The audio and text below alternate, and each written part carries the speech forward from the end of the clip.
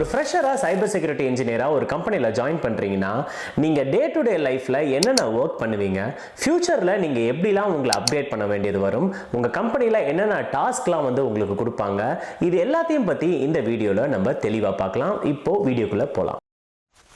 First thread modelling. Thread மாடலிங்னா இப்போ உங்கள் கம்பெனியில் ஒரு அப்ளிகேஷன் வந்து பில்டு பண்ணுறாங்க. அந்த அப்ளிகேஷனை ஸ்க்ராட்ச்லேருந்து பில்டு பண்ணுறாங்க. ஸோ அந்த ஸ்க்ராட்ச்லேருந்து பில்டு பண்ணுற அப்ளிகேஷனில் ஃபர்ஸ்டே வந்து ஏதாச்சும் ஒரு வல்னரபிலிட்டி இருக்கா, த்ரெட் இருக்கா அப்படின்றத ஐடென்டிஃபை பண்ணுவாங்க. அதுதான் த்ரெட் மாடலிங். ஸோ இப்போ எக்ஸாம்பிளுக்கு ஒரு அப்ளிகேஷன் வந்து பில்டு பண்ணுறாங்க, ஜீரோலேருந்து பில்டு பண்ணுறாங்க. அந்த அப்ளிகேஷனை பில்டு பண்ணும்போது அப்ளிகேஷனோட ப்ராடக்ட் ஓனர் இருப்பார், செக்யூரிட்டி இன்ஜினியராக நீங்கள் இருப்பீங்க, செக்யூரிட்டி ஆர்கிடெக்ட் இருப்பாங்க, நெட்வொர்க் இன்ஜினியர் இருப்பாங்க, இன்னும் சில பேர்லாம் சேர்ந்து இந்த மீட்டிங் வந்து அட்டெண்ட் பண்ணுவாங்க. இதுல வந்து செக்யூரிட்டி இன்ஜினியர், செக்யூரிட்டி ஆர்கிடெக்ட்லாம் என்ன பண்ணுவாங்க அப்படின்னா அப்ளிகேஷன் வந்து எப்படி ஒர்க் ஆகுது, இந்த அப்ளிகேஷனோட டிசைன் எப்படி இருக்கு அப்படின்றது எல்லாத்தையும் வச்சு ஒரு த்ரெட் மாடலிங் வந்து பண்ணுவாங்க. த்ரெட் மாடலிங் பண்ணும்போது attack vectors, risk, access areas, P1 areas, exit areas, entry areas, data பேஸ்ல என்ன கனெக்ஷன் போகுது, எப்படி வந்து கனெக்ஷன் வருது, என்னென்ன சர்வீஸ் ரன் ஆகுது, இந்த மாதிரி எல்லா வகையான விஷயங்களையும் இந்த த்ரெட் மாடலிங்லேயே வந்து பண்ணிடுவாங்க. இல்லை ஸ்ட்ரைட், பாஸ்தா அப்படின்னு சொல்லிட்டு நிறைய டெக்னிக்ஸ் இருக்கு. இது எல்லாத்தையுமே யூஸ் பண்ணி இதில் பண்ணுவாங்க. நாங்கள் வந்து OWASP Threat Dragon அப்படின்னு சொல்ற ஒரு ஃப்ரீ டூலை யூஸ் பண்ணி தான் இந்த த்ரெட் மாடலிங் பண்ணுவோம். இதுல செகண்ட் நம்ம பார்க்க போறது SAST, static source code analysis அப்படின்ட்டு சொல்லுவாங்க. அதாவது எவ்ரிடே ஒர்க்ல வந்துட்டு இதுவுமே உங்களோட பார்ட் ஆஃப் த ஒர்க்கா இருக்கும். நீங்க என்ன பண்ணுவீங்க அப்படின்னா ஸ்டாட்டிக் சோர்ஸ் கோட் அனாலிசிஸ் நீங்க பண்ணி ஆகணும். அதாவது சோர்ஸ் கோடை வந்து ரிவ்யூ பண்ணி நீங்க படிக்கணும். சில கம்பெனிஸ்ல வந்துட்டு ஆட்டோமேட்டட் ஸ்டாட்டிக் SAST டூல்ஸ் வந்து வச்சிருப்பாங்க. செக் மார்க்ஸ் இருக்கலாம், இன்னும் சில டூல்ஸ்லாம் வச்சிருக்கலாம். இந்த டூல்ஸ் என்ன பண்ணணும், கோட்ல இருக்க வல்னரபிலிட்டியை ஸ்கேன் பண்ணும். ஏதாச்சும் வல்னரபிலிட்டி இருக்கா, கோட்ல ஏதாச்சும் மிஸ்டேக் இருக்கா, செக்யூரிட்டி இம்பாக்ட் ஏதாச்சும் இருக்கா அப்படின்றத சர்ச் பண்ணும். சர்ச் பண்ணிட்டு நிறைய வல்னரபிலிட்டிஸ் வந்து ரிப்போர்ட் பண்ணும். இதுல ஃபால்ஸ் பாசிட்டிவும் இருக்கும், ஃபால்ஸ் நெகட்டிவும் நிறைய இருக்கும். ஆனா அதை ரிவ்யூ பண்றதுக்கு தான் அந்த பொசிஷனுக்கு உங்களை எடுப்பாங்க. Every security engineers has to do this job. SAST and DAST is a must. அதுல வந்துட்டு நீங்க என்ன பண்ணணும்னா அந்த டூலை ஓபன் பண்ணி அதுல லைன் பை லைன் அந்த வல்னரபிலிட்டியை ஓபன் பண்ணி நீங்க இதுல என்ன இஷ்யூ அப்படின்றத அதுவே தெளிவா சொல்லியிருக்கும். அதை பார்த்து ரிவ்யூ பண்றதுக்கு உங்களுக்கு அந்த நாலேஜ் தேவை. அப்படி இல்லைன்னா அதை கண்டிப்பா கத்துக்கோங்க. ஏன்னா எல்லா கம்பெனிலுமே SAST and DAST is a must. DAST பத்தி நெக்ஸ்ட் பார்ப்போம். SAST பத்தி சொல்லிடுறேன். ஸோ சோர்ஸ் கோட் உங்களுக்கு படிக்க தெரியல அப்படின்னா கண்டிப்பா அதை கத்துக்கோங்க. SAST இது ஒரு பார்ட் ஆஃப் த ஒர்க்கா எவ்ரிடே உங்களுக்கு கண்டிப்பா இருக்கும். தேர்ட் நம்ம பார்க்க போறது DAST, dynamic application security testing அப்படின்ட்டு சொல்லுவாங்க. இது என்ன அப்படின்னா ஒரு வெப் அப்ளிகேஷனை வந்துட்டு நம்ம பக் பவுண்டில எப்படி டெஸ்ட் பண்றோமோ அந்த மாதிரி ஒரு பிளாக் பாக்ஸ் அப்ளிகேஷனையும் நீங்க டெஸ்ட் பண்ணக்கூடிய நிலைமை வரும். ஒயிட் பாக்ஸையும் நீங்க டெஸ்ட் பண்ண வேண்டியது வரும், கிரே பாக்ஸும் வரும். இது வந்து based on the application priority உங்களுக்கு எப்படி கொடுக்குறாங்க உங்க கம்பெனில பொறுத்த வரைக்கும்.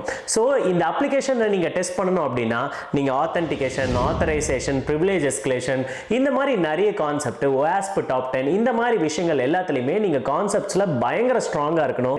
ஸோ அதனால DAST அப்படின்றது பக் பவுண்டில பண்றது வேற, கம்பெனிக்குள்ள பண்றது வேற. ஸோ இதுவும் உங்களோட எவ்ரிடே பார்ட் ஆஃப் த ஒர்க்கா இருக்கும். ஃபோர்த் நம்ம பார்க்க போறது பென் டெஸ்டிங்.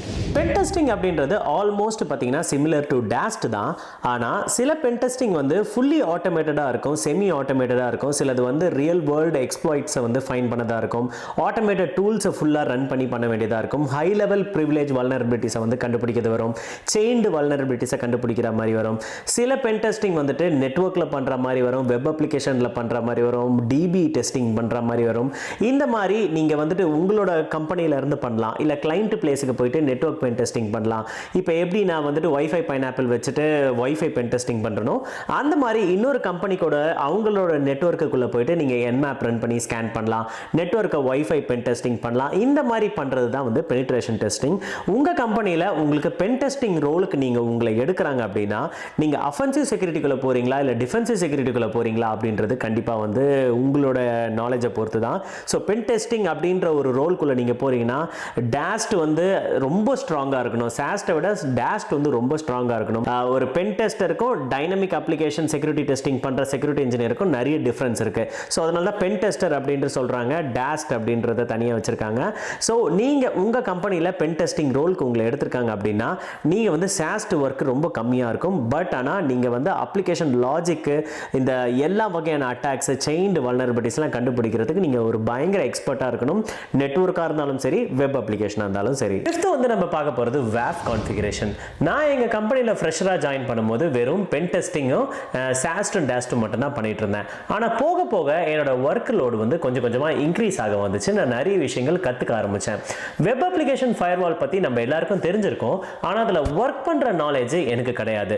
ஸோ ஆனால் என்ன பண்ணிட்டாங்கன்னா என்ன வந்துட்டு ஒரு பர்டிகுலர் டாஸ்க்கு அசைன் பண்ணாங்க.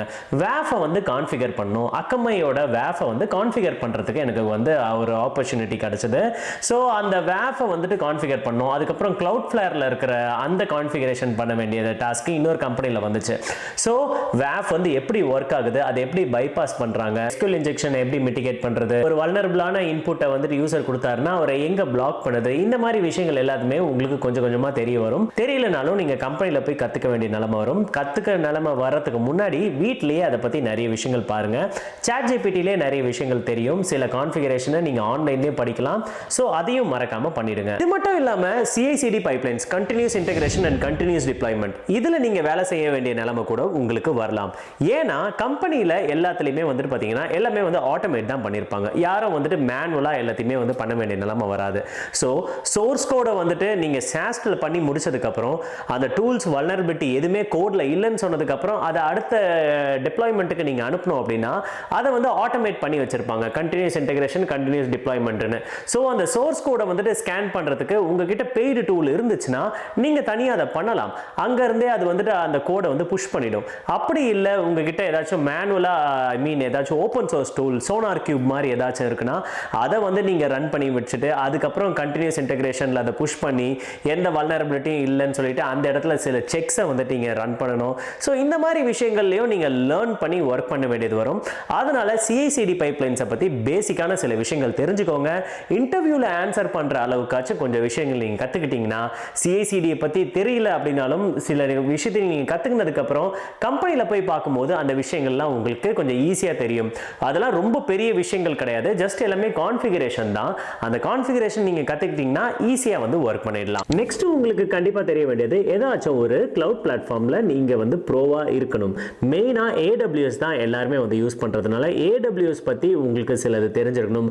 அமேசானோட காட் டியூட்டி எப்படி ஒர்க் பண்ணுது, சில சர்வீசஸ்லாம் எப்படி கிரியேட் பண்ணுறாங்க, அதுக்கு எவ்வளோ காஸ்ட் ஆகுது, எப்படி கான்ஃபிகரேஷன் பண்ணுறாங்க, EC2 பக்கெட்டில் என்னென்ன கான்ஃபிகரேஷன் பண்ண முடியும், IAMA பற்றி என்னது, இந்த மாதிரி சின்ன சின்ன விஷயங்கள். இதெல்லாம் எல்லாமே வந்துட்டு பென் டெஸ்டிங் கிடையாது.